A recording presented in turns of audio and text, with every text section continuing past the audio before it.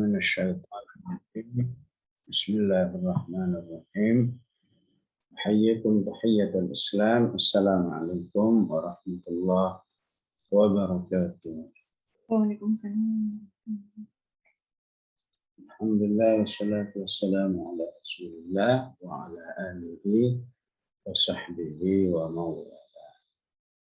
أعوذ بالله من الشيطان الرجيم. ما أفاء الله على رسوله من أهل القرى فلله وللرسول ولذي القربى واليتامى والمساكين وابن السبيل كي لا يكون دولة بين الأغنياء منكم وما آتاكم الرسول فخذوه وما نهاكم عنه فانتهوا واتقوا الله إن الله شديد العقاب. صدق الله العظيم.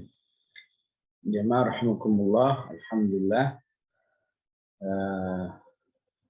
di pekan pertama Ramadan ini Allah masih mudahkan pada kita semua, bahkan Allah lah yang membuat kita merasa menikmati dan merindukan kajian Al-Quran ini,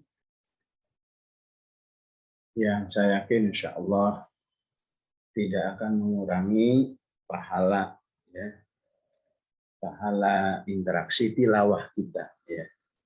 Mungkin orang merasa ini kalau buat tilawah ini sejam lebih, ini berapa juz? Ya. Namun insya Allah tetap berharga di sisi Allah, betapapun seayat dua ayat memberi satu pemahaman tentang Al-Quran, bisa jadi insya Allah tetap memiliki fadilah yang lebih baik, ya, sebagaimana yang diungkapkan oleh Ibnu Abbas, ya, aku merasakan pemahaman ataupun tadabbur dari surat Az-Zalzalah misalnya, ya, itu bagiku lebih baik daripada aku menyelesaikan satu Al-Quran. Senang main air. Itulah ungkapan Ibnu Abbas yang bisa kita baca di dalam kitab At-Tibyan Nawawi, tentang pentingnya seimbang di dalam berinteraksi dengan Al-Quran. Ada sesi tilawah, ada sesi pemahaman, dan lain sebagainya. Jamaah rahimakumullah, di ayat ini, ya, walaupun sama-sama bicara tentang fai, ya, masih ingat ya fai, ya, hasil rampasan perang, hasil perang yang tidak diawali dengan perang. Ya. Nah, ya, lawan katanya ghanimah. Ya. Di ayat ini, ayat ke-7 ini, ma'afa Allah. Ya. Apa yang kamu dapatkan dari harta yang kamu dapatkan dari tanpa perang. Ya. Ya. Di sini tidak pakai waw, ya. Di ayat 6 pakai waw. Maka tidak adanya waw di ayat ini menunjukkan satu tema yang independen, ya. Sedangkan yang ayat ke-6 itu masih lanjutan daripada ayat sebelumnya, ya. Apakah ma qata'tum min linatin aw taraktumuha qa'imatan, kemudian kelanjutannya adalah wa ma afa Allah. Ya. Sedangkan di ayat ini ma afa Allah ini memiliki makna yang lebih umum, ya. Makna yang lebih umum, yang, ya, tentu salah satunya adalah harta yang didapatkan dari tanpa perang, ya. Namun juga terpahami juga ma'afa Allah yang juga didapatkan oleh kaum muslimin dari orang-orang yang siap tunduk kepada sistem Islam, kekuasaan Islam. Ya. Baik dari kaum musyrikin, baik dari al-Yahud wan Nasara yang istilahnya sudah mengakui ya bahwa dipimpin oleh kaum muslimin hidup ini lebih baik ya, sehingga kita hidup damai saja ya. Sebagai kompensasinya kami siap membayar jizyah ya, membayar ya, bisa disebut iuran, bisa disebut pajak ya, kepada kaum muslimin ya. Dan terhadap mereka, orang yang sudah membayar jizyah itu berhak mendapat keamanan ya, mendapat perlakuan yang baik ya. Jadi sebagai warga negara yang harus dilindungi dan dihormati. Siapa yang membunuh mereka padahal mereka sudah tunduk di dalam sistem Islam, maka tetap akan terkena misalnya bayar diah ya, ataupun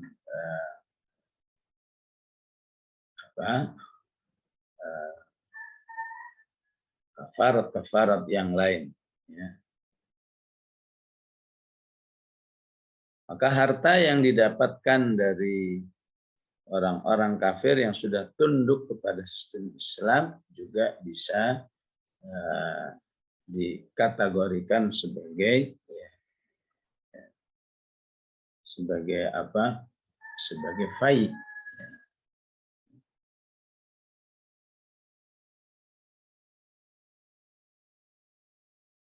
Ma'afa Allahu.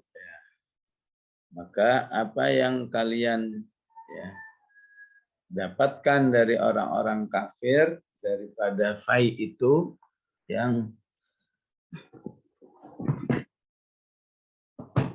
sifatnya tidak perang ya, maka harus didistribusikan ya.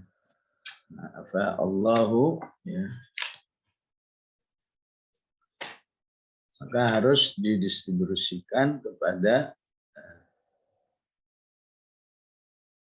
ma'afa Allahu ala rasulihi, apa yang kamu dapatkan berupa harta fai yang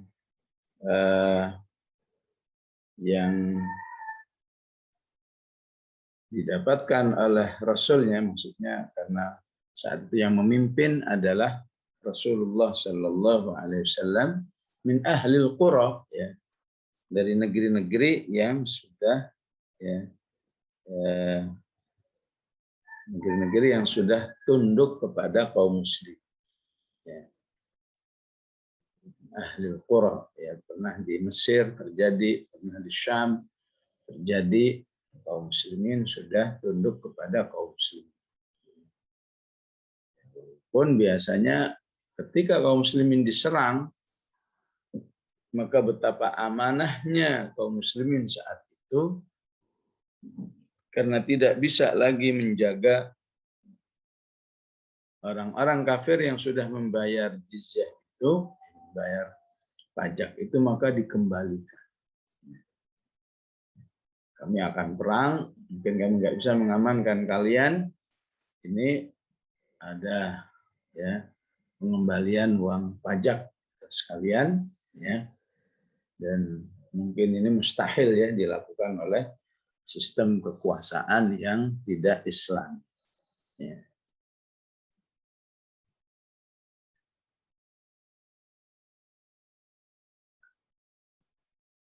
Maka hasilnya falillahi walir rasul, dibagikan kepada Allah dan Rasul, walidil qurba, dan kepada para kerabatnya, kepada anak yatim, kepada orang miskin, dan kepada orang yang kehabisan bekal dalam perjalanan, sehingga disebut ibnus sabil ya. Jadi, istilahnya kalau sekarang masuk kas negara ya, negara yang didistribusikan kepada orang-orang yang disebut ya oleh Rasulullah Shallallahu Alaihi Wasallam Maka sepeninggal Rasulullah Shallallahu Alaihi Wasallam diberikan kepada istri-istri Rasulullah Shallallahu Alaihi Wasallam, ya, pada janda-janda Rasulullah Shallallahu Alaihi Wasallam yang pernah terjadi satu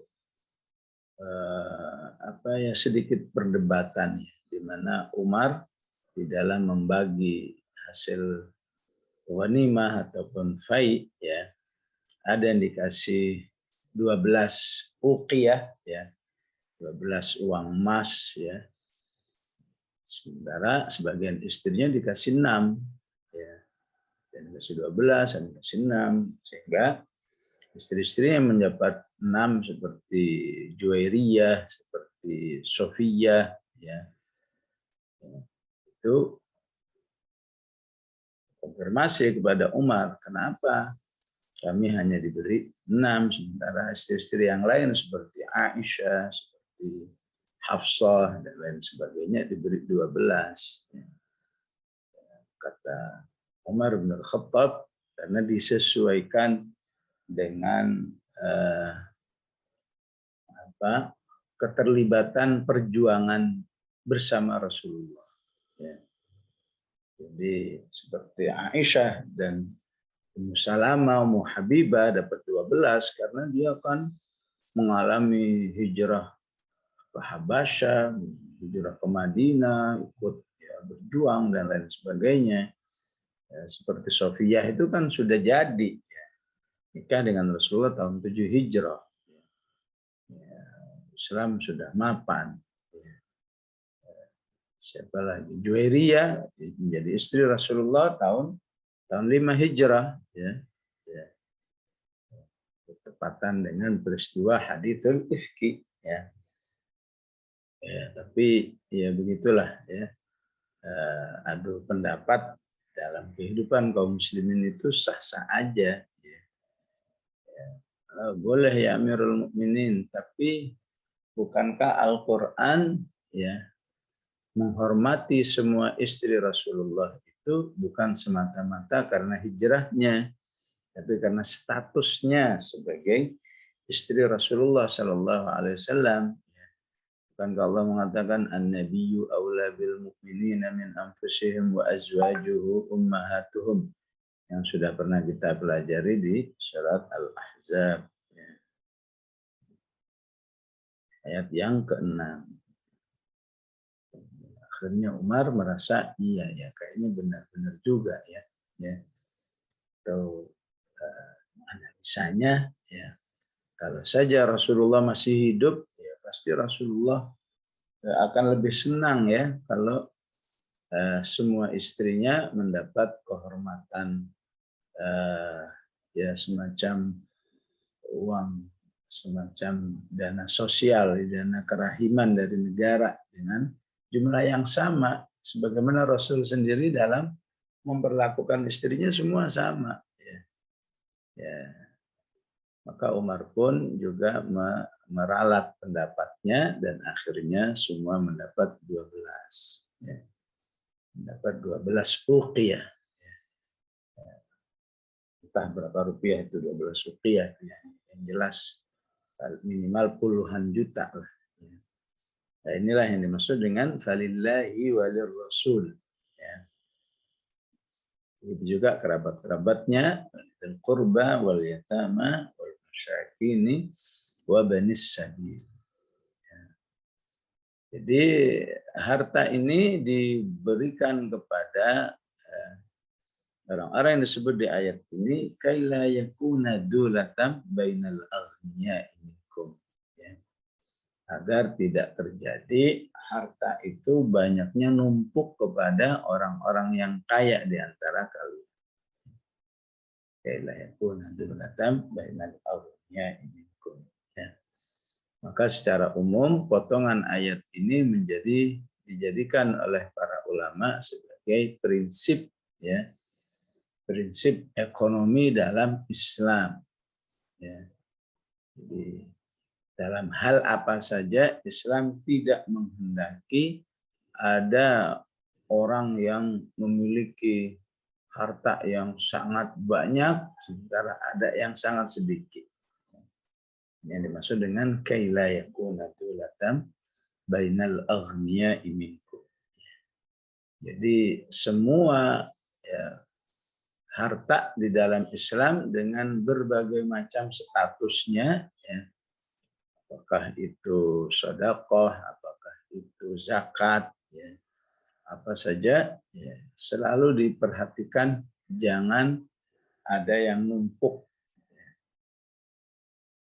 kepada satu orang, sementara yang lainnya ya, istilahnya bodoh amat, ya, seperti sistem kapitalis, ya. Maka Islam ya, harus menetapkan, ya, harus ada perhatian terhadap orang-orang yang diistilahkan oleh Al-Quran di surat Al-Dhariyat atau Al-Ma'arij, ya, istilahnya lisaili wal mahrum, kepada orang yang minta bantuan ataupun orang yang mahrum. Mahrum itu sudah berusaha, udah bekerja, udah jualan, ya tetap aja ya, dengan hasil yang minim. Maka orang seperti ini harus diperhatikan. Ya. Walaupun kenyataannya karena Allah berikan keberkahan kepada orang-orang kaya yang senantiasa menyebar hartanya itu, ya, ujungnya tetap ya orang kaya itu akan selalu ditambah rizkinya oleh Allah Subhanahu wa taala.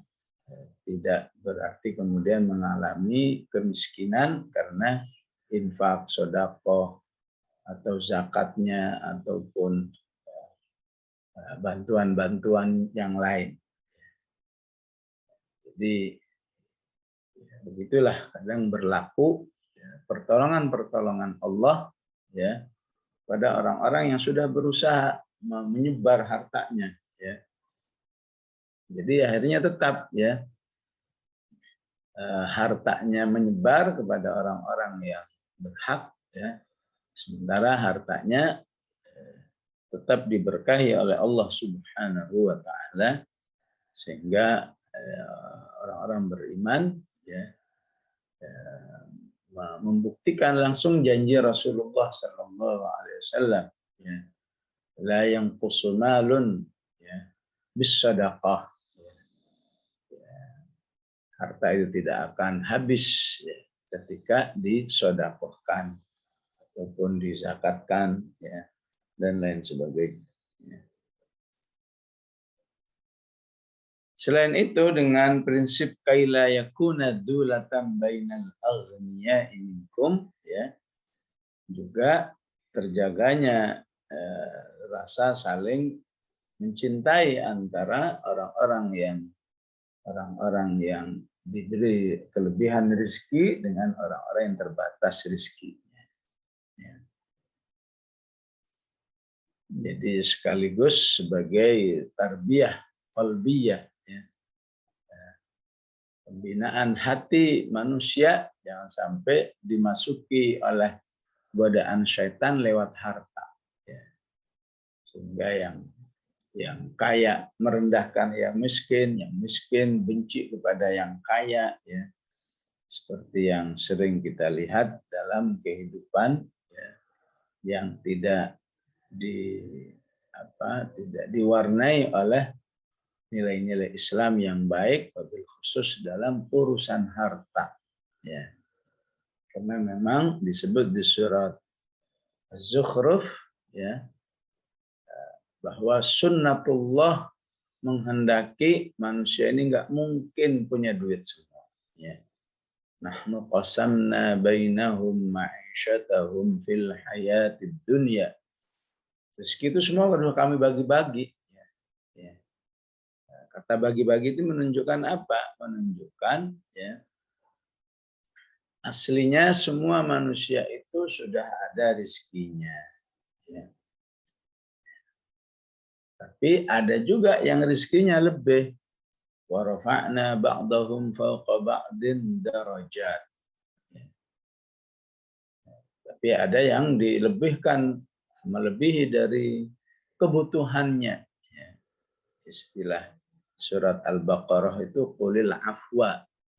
Afwa itu harta yang lebih dari sandang, pangannya, papannya tercukup semua, tapi hartanya masih datang terus. Itu namanya afwa. Ya. Harus diinfakkan. Ya. Wa rafa'na ba'dahum fawqa ba'din darajat liyattakhidha ba'duhum ba'dan sukhriya. Agar manusia itu saling tolong menolong. Jadi ada hikmah yang luar biasa sebenarnya, ya. Ya. Sehingga sistem kehidupan apakah sosial, kehidupan rasa saling mencintai, saling menghormati itu bisa terjadi karena perbedaan-perbedaan rezeki ini. Yattakhidha ba'duhum ba'dan sukhriya. Ini yang sering tidak difahami oleh orang-orang kafir atau bahkan orang-orang yang sudah beriman namun tidak memahami prinsip-prinsip seperti ini. Jadi memang dalam hal ini nggak mungkin sama. Tapi Allah mengingatkan wa rahmatu rabbika khairum mimma yajma'un. Dibalik harta itu ada rahmat Allah yang jauh lebih tinggi nilainya, ya. Yang lebih baik daripada harta-harta yang dimiliki oleh manusia itu. Ya. Sedangkan rahmat Allah itu menjadi kebijakannya adalah siapa yang mau mengejarnya. Ya. Mau kaya, mau miskin, kalau dia baca Quran, dialah penghasil rahmat Allah yang terbanyak. Mau kaya mau miskin, kalau dia banyak sholatnya, dialah penghasil rahmat Allah. Kalau dia banyak bersalawatnya kepada Rasul, dialah yang paling banyak mendapat rahmat Allah Subhanahu wa ta'ala. Karena itu di hadis banyak dijelaskan, ya, kehidupan antara yang kaya dengan miskin itu betul-betul saling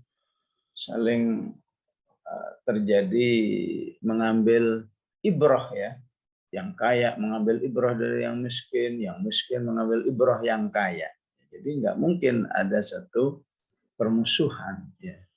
Kata yang miskin, coba ya saya bisa seperti mereka yang kaya, saya bisa beramal ini beramal. Kata yang kaya, ya. Bagaimana kalau gara-gara harta ini saya jadi kekurangan pahala ataupun nggak dapat pahala lagi nanti di sisi Allah karena Allah udah berikan semua kenikmatan dalam kehidupan. Akhirnya ya otomatis masyarakat yang seperti ini masyarakat yang hidup secara sehat secara sosial. Ya, itulah tujuan kaila yakuna dulatan bainal aghniya'i minkum. Wa ma ataakumur rasulu fakhudhuhu, maka ditutup hendaklah orang-orang beriman itu siap melaksanakan apa saja yang diajarkan oleh Rasulullah Sallallahu Alaihi Wasallam yang tidak ada di dalam Al-Quran, ya, seperti seorang wanita muslimah yang berkata kepada sahabat yang lain, saya tidak temukan nih di dalam Al-Quran, ya, hal-hal yang dilarang oleh Allah terhadap wanita. Ya. Misalkan wanita itu dilarang menyambung rambutnya, dilarang mencukur alisnya, dilarang tanam misot. Tanam misot itu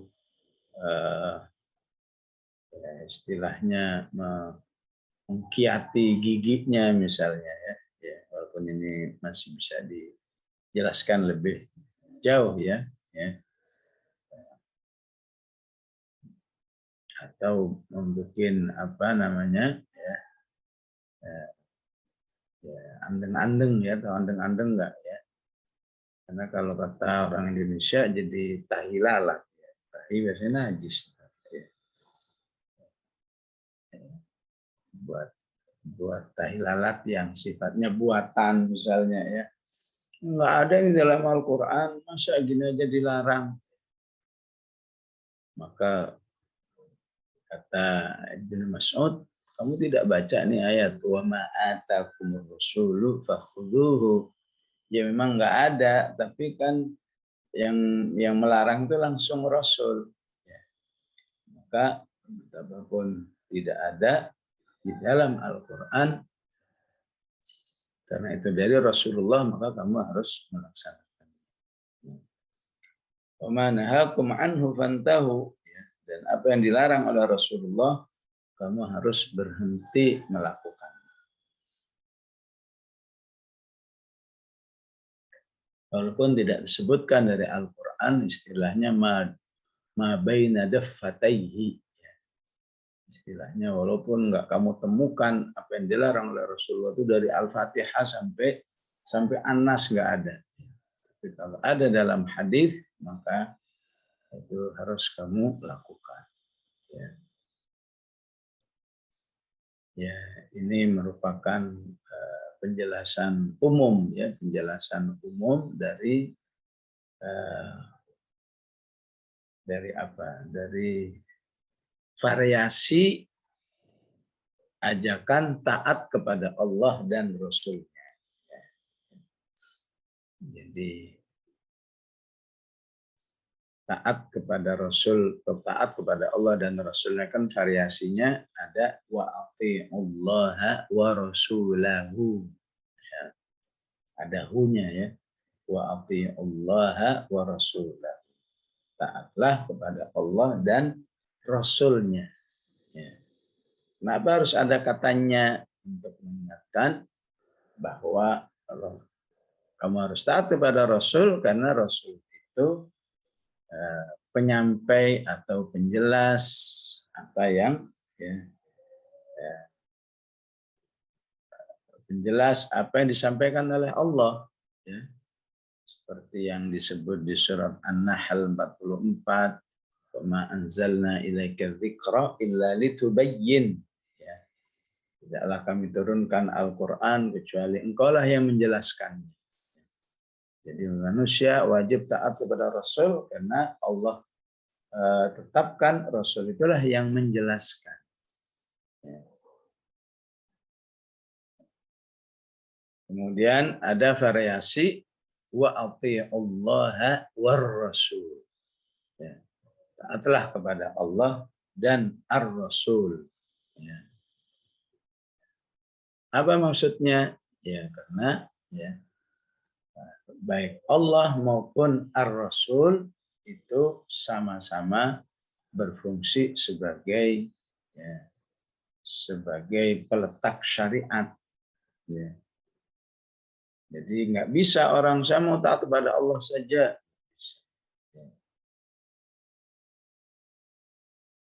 Variasi yang ketiga ada wa atiur rasul.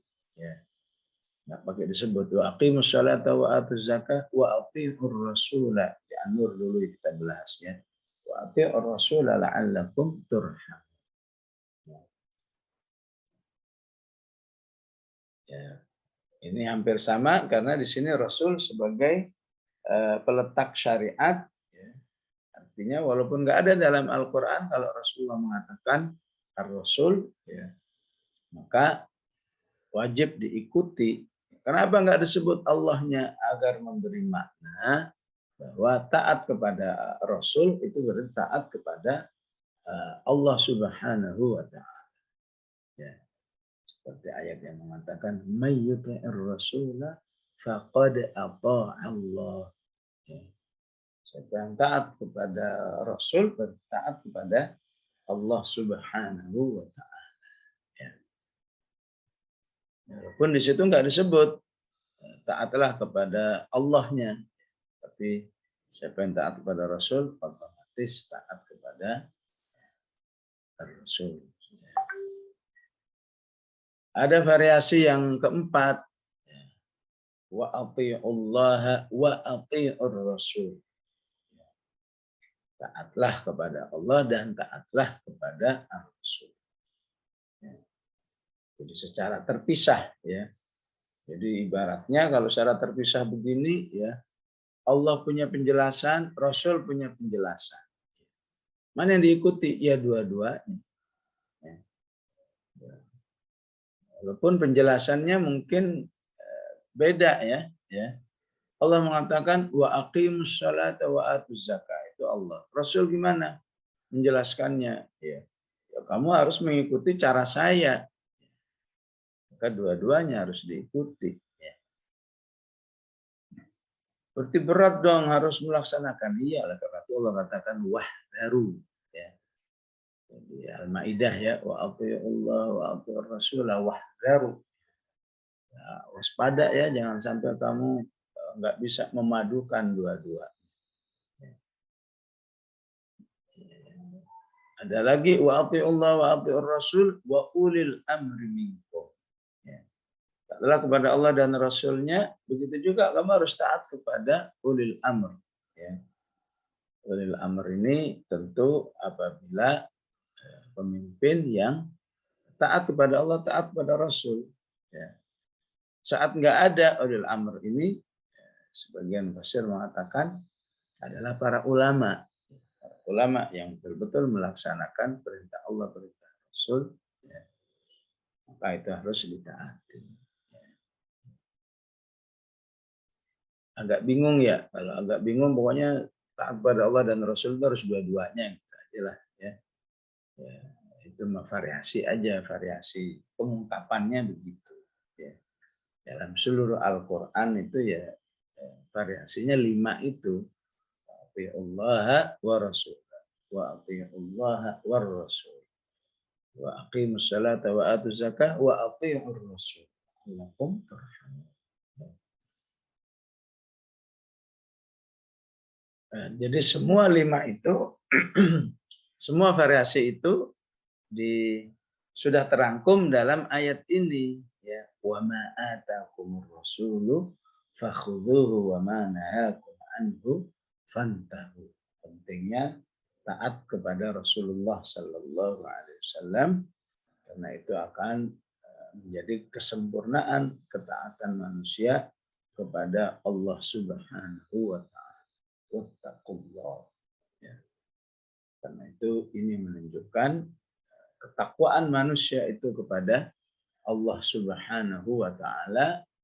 Semakin banyak dia melaksanakan apa yang diperintahkan oleh Rasulullah, menghindarkan apa yang dilarang oleh Rasulullah, maka semakin bagus ketakwaannya.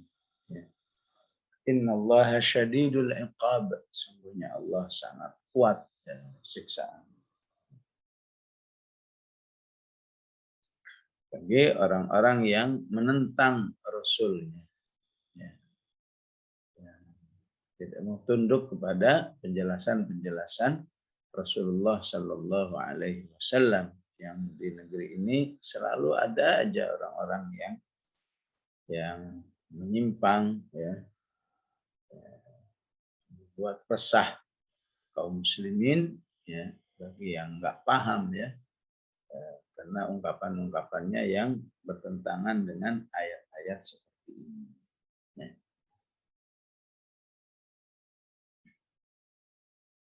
Kemudian ayat berikutnya ini, ya,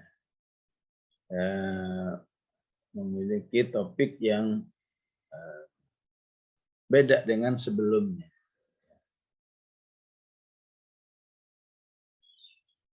Kecuali kalau mau dipahami dari awal ayat, ya, bahwa orang-orang yang bertasbih, ya, orang-orang yang dimenangkan oleh Allah itu contohnya adalah orang-orang yang fuqara'il muhajirin, ya. Orang-orang yang miskin dan berhijrah dari Makkah dan Madinah. Ya. Atau bisa juga, ya, Jadi sebagian orang ini langsung memahaminya dengan judul besar misalnya Muwasafat al-Mujtama'il Islam, istilahnya, karakteristik masyarakat Islam. Sehingga ketika judul besarnya ini memang seakan ayat ini terputus dengan sebelumnya. Jadi ibarat penulisan gitu kayak alinea baru. Padahal tetap ya bisa disambungkan ya. Bisa disambungkan dengan ayat sebelumnya ya, bahwa contoh orang-orang yang bertasbih dimenangkan oleh Allah Subhanahu wa taala, mereka yang disebut oleh Allah fuqara'il muhajirin. Tapi kok ada linya apa hubungannya untuk fuqara' muhajirin? Ya, maka hubungannya penjelas ya orang-orang yang disebut di atas dzil qurba wal yatama wal masakin wa banis sabil. Ya.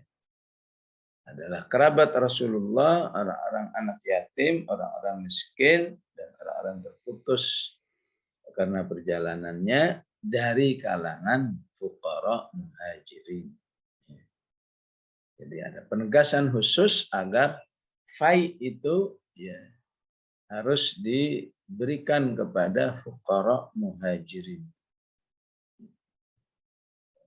Pun secara umum ya, walaupun mereka disebut fuqara muhajirin ya, karena akhlak di dalam ekonomi ya, akhlak di dalam filmal, salah satunya disebut di surat Al-Baqarah ya, yang dikatakan oleh Allah, yahsabuhumul jahilu aghniya'a minat ta'affuf. Ya. Walaupun mereka nggak punya, namun mereka tidak ingin menampakkan ketidakpunyaannya. Ya. Di surat apa itu? Al-Baqarah 273. Ya. Pun mereka fuqara, ya, bahasanya sama, lil fuqara illadzina uhsiru fi sabilillah. Ya.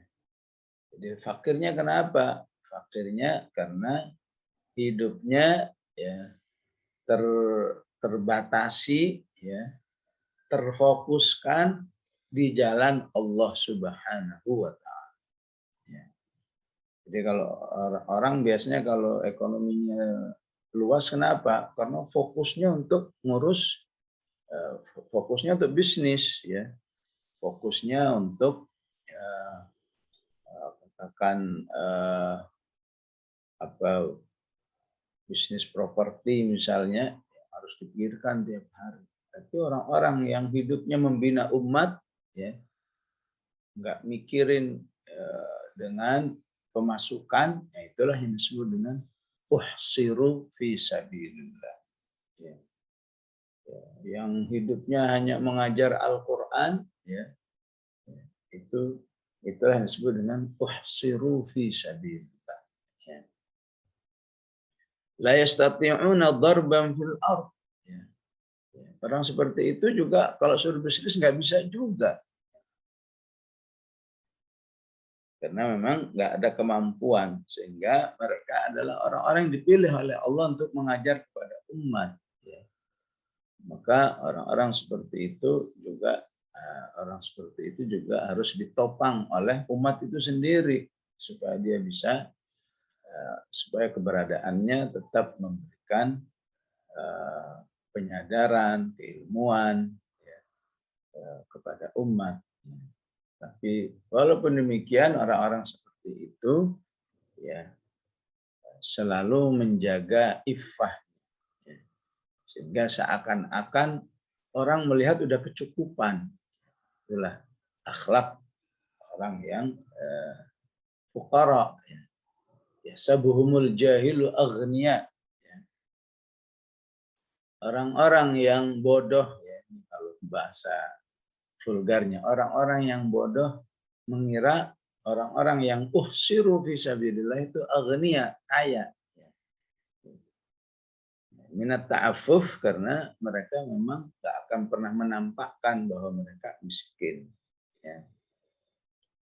Kenapa sih sampai bahasanya vulgar banget disebut jahil? Ya, ya sedikit nyentil itu ya, sedikit nyentil kepada orang-orang yang berkemampuan dan berkesempatan untuk nyari duit yang banyak. Ya. Kadang-kadang bisnisnya sampai 10 macam bisnis. Ya. Sementara ada saudaranya yang terbatas rezekinya. Kenapa? Karena bagi dia bisanya hanya memberi ilmu kepada umat. Ya. Tapi tampangnya sih nggak pernah menampakkan bahwa dirinya serba kekurangan. Ya. Sehingga orang-orang yang punya kesempatan nyari duit sebanyak-banyaknya itu, ya, yang bahkan duitnya bisa ada unlimited atau triliunan dan seterusnya, ratusan miliar, ya. Nggak peduli dengan orang-orang yang berada dalam wahsiru fi sabilillah. Ya. Kenapa nggak peduli? Oh, tampangnya udah bagus. Ya, bagi dia itu bagus, tapi bagi kamu nggak bagus. Ya. Bagi kamu yang kaya, kamu disebut oleh Allah jahil. Ya. Ya, karena bagaimanapun ya pasti beda orang kayaknya orang yang fokus nyari duit dengan ya, kecukupannya orang yang uhsiru fi sabilillah. Ya. Karena itu di surat Al-Hasyr Allah katakan uang negara juga harus disalurkan kepada mereka. Lil fuqara'il muhajirin alladzina ukhriju. Ya. Jadi luar biasa sistem sistem ekonomi dalam Islam saling menopang satu dengan yang lain itu ya. Ya. Pertama didukung oleh akhlak orang yang fuqara itu sendiri. Akhlaknya aja sudah membuat manusia itu manusia yang beriman betapapun dia fakir ya tidak ingin mengganggu orang kaya. Alhamdulillah kalian kaya ya sudah silakan nikmati ya. Kami akan berusaha mandiri sebisa kami. Kemudian kefakirannya juga tidak mengganggu keimanannya. Ya, apa yang sering kita dengar Fa'adal faqru an yakuna kufra katanya ya. Ya, kefakiran itu nyaris bisa menjerumuskan orang kepada kekufuran, yaitu kalau tanpa iman, tanpa ilmu. Ya. Tapi kalau dengan ilmu, insya Allah tidak demikian sebagaimana yang terjadi di ayat ini. Ya. Hubungannya tetap baik dengan orang-orang kaya, betapapun orang kayanya itu menilai kayaknya udah bagus berkaya. Yang uhsiru fisabilillah atau kalau di sini fuqara'il muhajirin. Walaupun Allah menyindir mereka itu karena kamu jahil saja ya. Sabuhumul jahil karena kamu jahil. Mana mungkin orang seperti itu bisa berlebih hartanya karena dia itu fokusnya fisabilillah, uhsiru fisabilillah ya. Maka negara ikut bertanggung jawab terhadap kehidupan mereka. Ya. Karena itu kas negara harus banyak untuk bisa membantu mereka ya baik dalam penyebaran ilmu ataupun dalam pembinaan umat ya karena kalau semuanya bisnis semua siapa yang akan membina umat ya tapi kalau semuanya membina umat semua siapa yang berbisnis ya, memang harus bagi-bagi ya karena itu istilahnya nahnu qasamna bainahum ma'isyatahum ya Allah bagi kata ma'isyah itu menunjukkan tidak saja rizkinya tapi juga peran-perannya ya yang sini perannya di sini yang sini perannya di situ ya dan semuanya kemudian harus bisa saling tolong lil fuqara'il muhajirin Harus juga disalurkan kepada kaum fakir dari kalangan muhajirin. Ya. Dan muhajirin ini istilah Islam, istilah Rabbani dan Quran. Ya. Karena itu di zamannya orang-orang munafik, ya, itu nggak suka dengan istilah muhajirin. Ya. Ini pentingnya dulu pelajaran apa? Al-wala wal bara. Ya. Jadi, karena orang-orang munafik, ya, itu tidak ada wala kepada orang beriman, ya, maka mengistilahkan muhajirin itu dengan istilah apa? Pendatang yang kiri.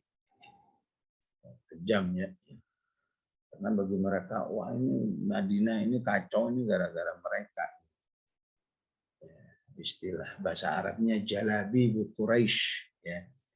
Jalabibu Quraisy, ya. Ya, terjemahan realitanya begitu, ya.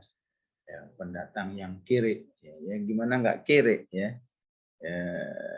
Mereka terusir dari negerinya, dari Makkah, nggak bisa bawa apa-apa, ya. Kecuali baju yang ada di di di badannya, ya. Tapi pada akhirnya itu terselesaikan juga dengan sistem kehidupan masyarakat yang dibangun oleh Al-Quran. Jadi memang fuqaranya itu ukhriju min diyari.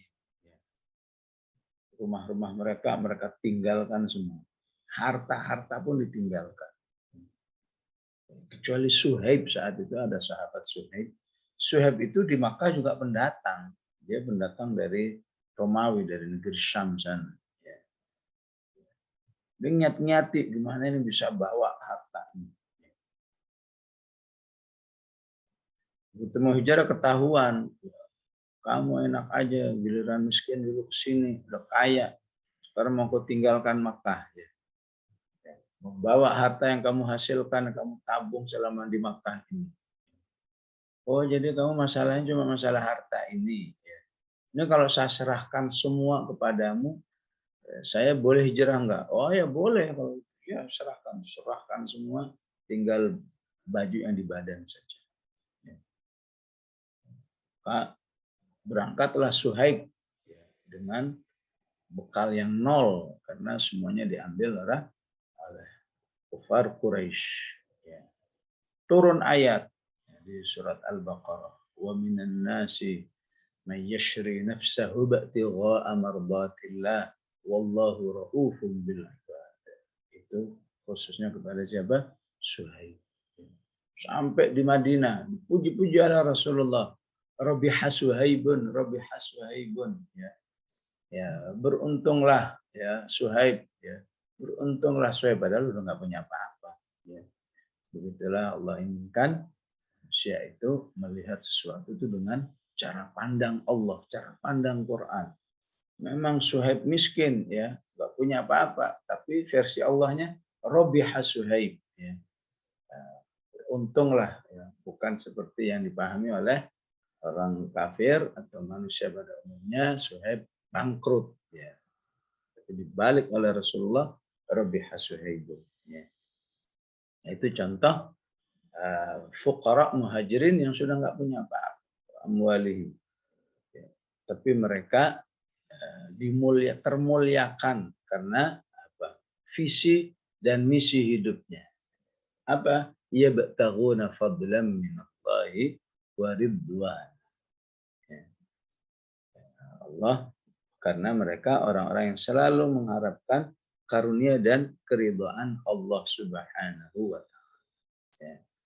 Inilah yang menguatkan kaum muhajirin, ya, atau secara umum inilah yang harus menguatkan orang-orang yang mungkin sudah berusaha, tapi rezekinya ya terbatas terus, ya.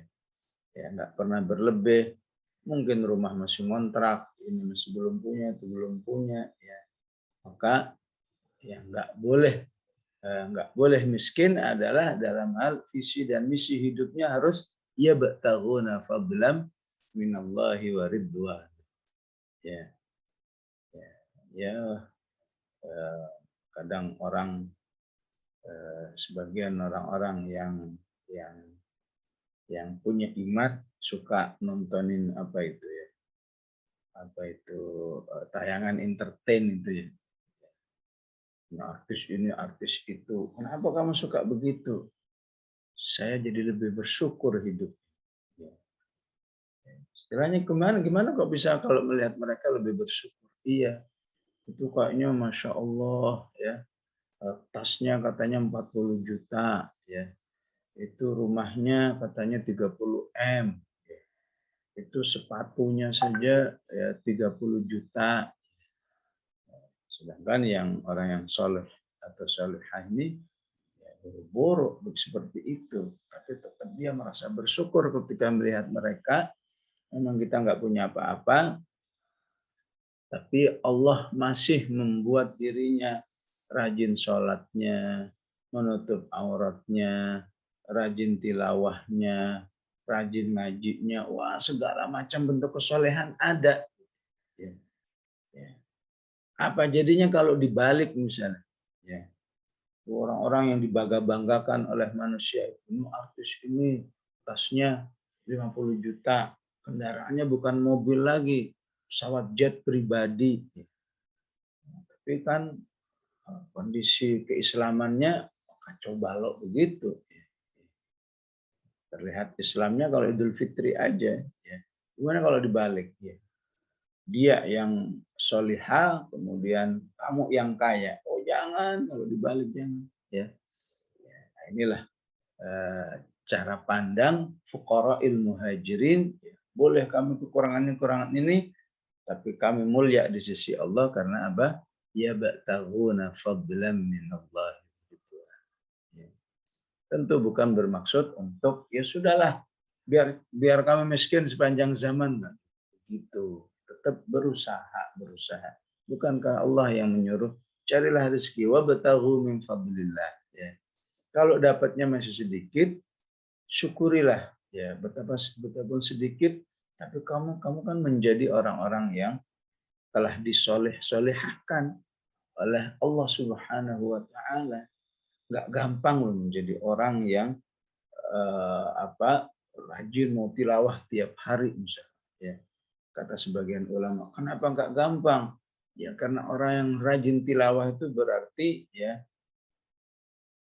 ibarat Bluetooth gitu, Bluetooth yang nyala terus antara dirinya dengan Allah Subhanahu wa taala.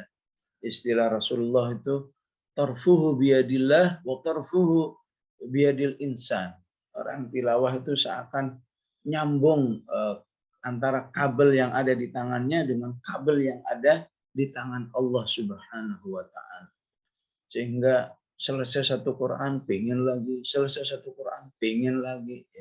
Itu kalau nggak ada hubungan dengan Allah nggak bakal bisa begitu manusia. Ya.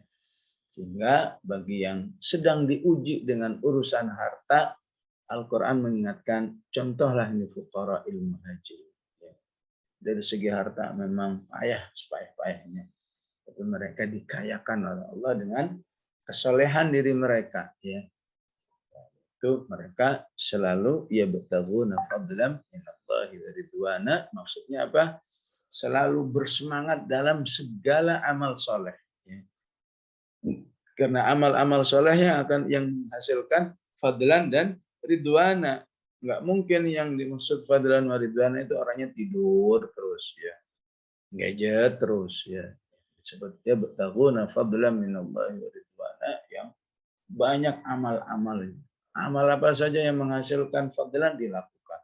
Yang menghasilkan ridwanan dilakukan. Begitu juga yang harus ditinggalkan. Ya. Lebih hebat lagi, wa yansurunallaha wa rasul. Mereka adalah orang-orang sedang membela Allah. Apakah memang aktivitasnya membela Allah? Ya.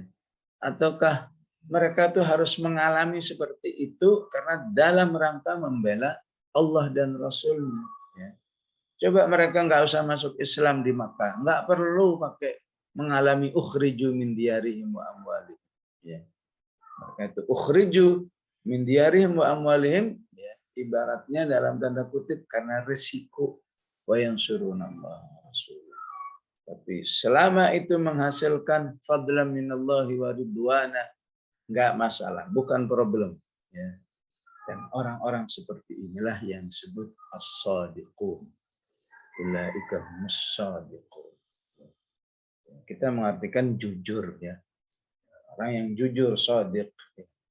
Jujur gimana maksudnya ya? Jujur dalam arti orang-orang yang serius. Apakah ingin masuk surganya, apakah ingin selamat dari nerakanya, apakah selamat di kuburnya, selamat di hari akhiratnya, kebangkitan dan lain sebagainya, menjadi orang-orang yang betul-betul kepingin apa yang disebut oleh Al-Quran, "Faman ittaqa wa aslaha fala khaufun 'alaihim wa la hum yahzanun." Siapa yang bertakwa dan menjadi soleh, nggak akan ada rasa takut, nggak akan ada sedih. Ya.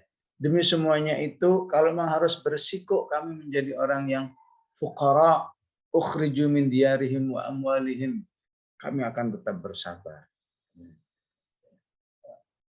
Walaupun Islam mengatakan, tapi jangan mentang-mentang mereka bersabar, bodo amat, itu kan udah sabar.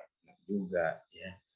Yang merasa kaya, bantu mereka. Lil fuqara. Mereka berhak mendapat pertolongan dari orang-orang yang baik dari negara maupun dari orang-orang yang dilebihkan rezekinya. Ya. Sehingga satu sama lain saling mendapat manfaat. Fadlan minallahi wa ridwana. Yang kaya, yang menjadi pemimpin dengan keberadaan mereka tertolong. Mereka pun juga menjadi lebih cinta ya, kepada negaranya, ya, lebih cinta kepada orang-orang yang kaya, yang peduli kepada kehidupan mereka. Luar biasa cara sistem Islam membangun kehidupan bermasyarakat yang sehat. Ya. Sehat ekonomi, sehat ya, sosial, sehat hubungan batin satu dengan yang lain. Ya.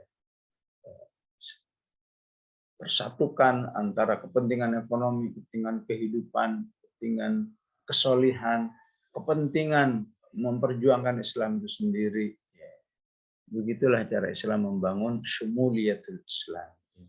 Islam yang integral, yang meliputi seluruh kehidupan, sisi-sisi kehidupan manusia.